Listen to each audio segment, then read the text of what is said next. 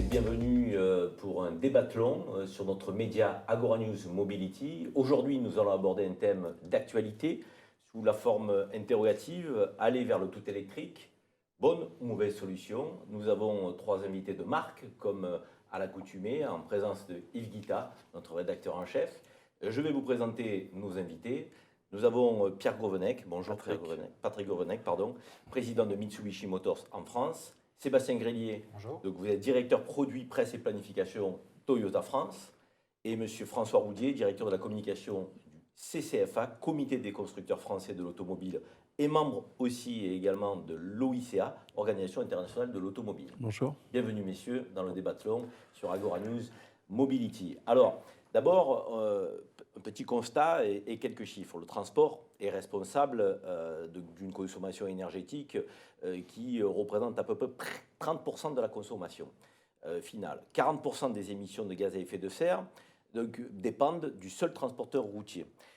Les ambitions publiques, nous les connaissons concernant les accords de Paris.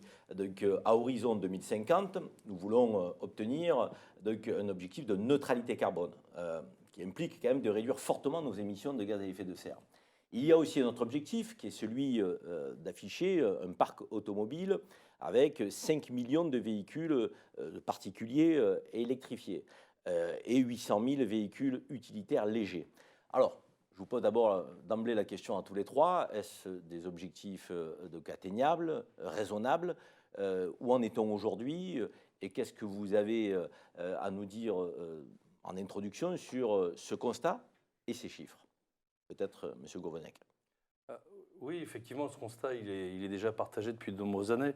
Mitsubishi a été d'ailleurs très précurseur dans ce domaine, puisque c'était le premier constructeur à produire des voitures électriques en série, avec l'IMIV. Et puis aussi en 2012, on a présenté une nouvelle, enfin en tout cas une nouvelle technologie à l'époque, c'était l'hybride rechargeable sur du SUV 4 roues motrices. Donc c'est clair qu'effectivement, il faut trouver des solutions pour baisser le niveau d'émissions. Et Mitsubishi est évidemment précurseur dans ce domaine. Après, concernant les ambitions de 2050, je dirais que pour l'instant, il y a encore beaucoup reste à écrire, hein, parce que d'abord, je ne dis pas que c'est dans 30 ans, c'est pas grand-chose, mais enfin, ça va vite en termes industriels, mais il reste encore beaucoup de choses à écrire. Et je pense qu'on y reviendra lors du débat. Bien sûr. Voilà. Mais pour 2028, cet objectif de véhicules particuliers à hauteur de 5 millions sur le parc et de 800 000 véhicules utilitaires légers, 2028, ce n'est pas 2050, c'est demain. Oui. Donc, est-ce que vous pensez qu'on est dans les clous ou pas?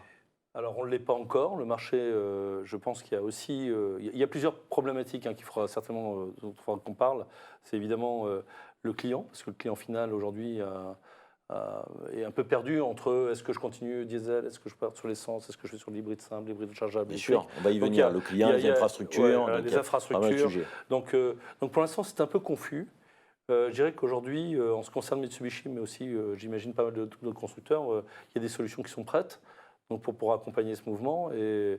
Et en tout cas, en ce qui nous concerne, je ne vois pas d'objection. Mitsubishi, sur le marché français, c'est combien de véhicules électriques aujourd'hui? C'était 4 000, on va faire 10 000 cette année. D'accord.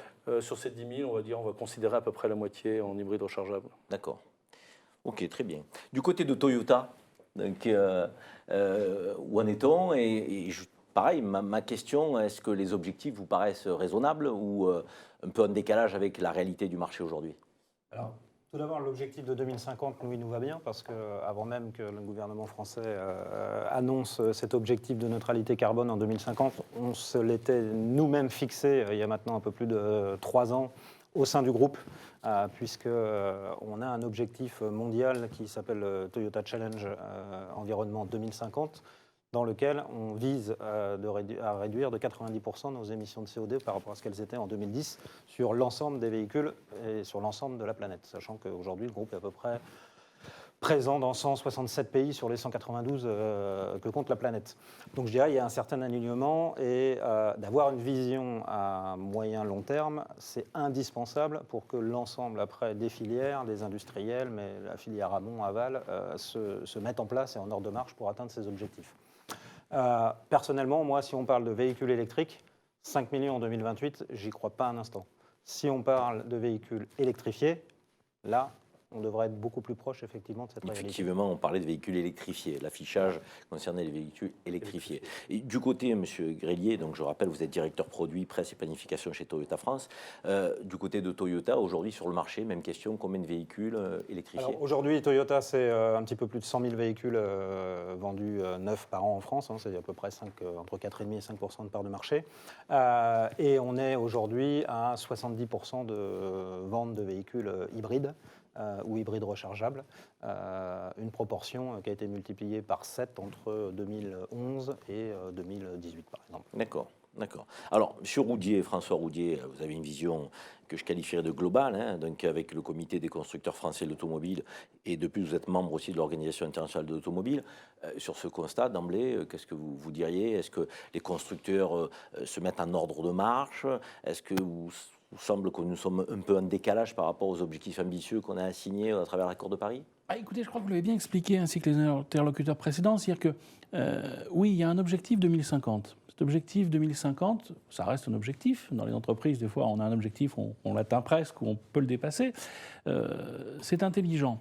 La notion de véhicule électrifié doit s'imposer. Et ça, il faut être extrêmement prudent, ne pas croire qu'une technologie va d'un seul coup devenir la technologie qui s'impose en automobile. Alors, énumérez-nous les véhicules électrifiés, parce que c'est important pour ceux qui nous écoutent. Vous avez ce qu'on appelle le pur électrique. Le pur électrique, c'est une voiture, une Zoé Renault, qui en fait déjà depuis 10 ans, ou les MIV Mitsubishi.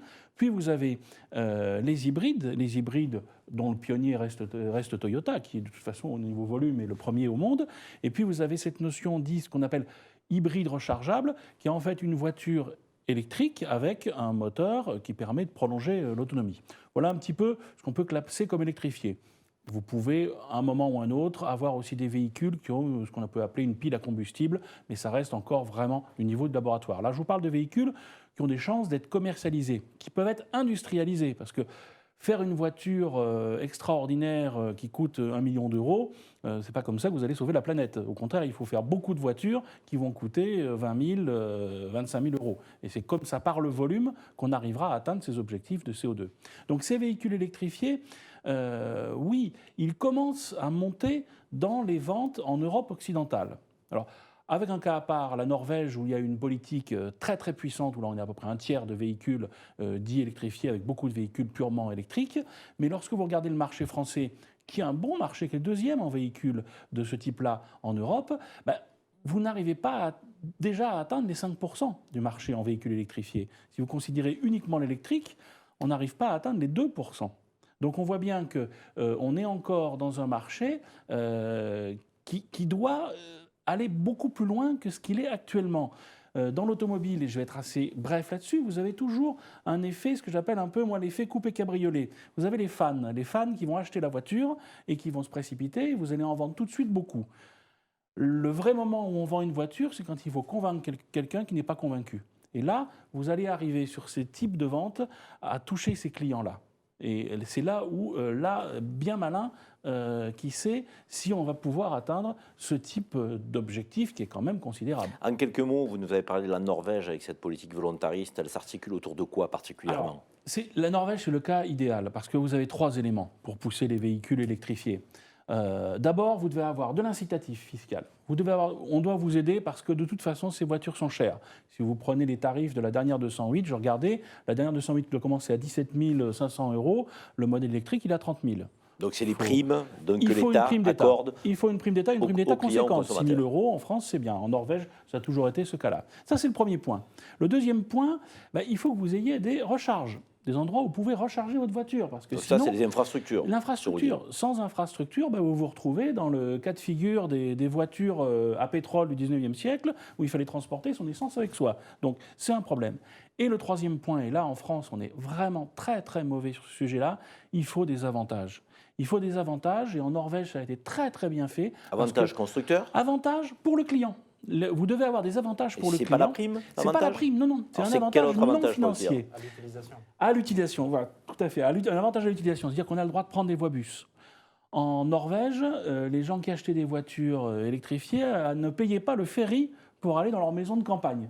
c'est ce qui permet de démarrer. Mais concrètement, le chez nous, ça se traduirait comment? Simplement Ben, emprunter les voies de bus? Alors vous avez, C'est quoi? oui, vous avez ces idées de rouler en voie de bus, vous avez des idées dont la région Île-de-France s'est déjà fait l'écho de faire rouler ces voitures dans les voies d'urgence réservées. Donc on peut aider, se dire voilà, je fais l'effort d'avoir un véhicule électrifié qui coûte plus cher, ben, j'ai quelque chose en plus à l'utiliser.